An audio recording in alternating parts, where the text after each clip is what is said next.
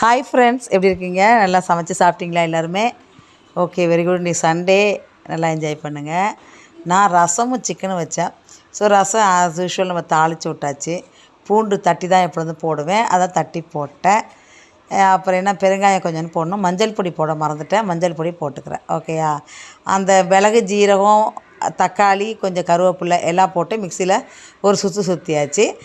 பூண்டு போட்டு தட்டி தான் போடணும். ஏன்னா அதை ராவாக பூண்டு சாப்பிட்டாலே இந்த பிளட்டில் உள்ள கொலஸ்ட்ரால் லெவல் கம்மியாகும்.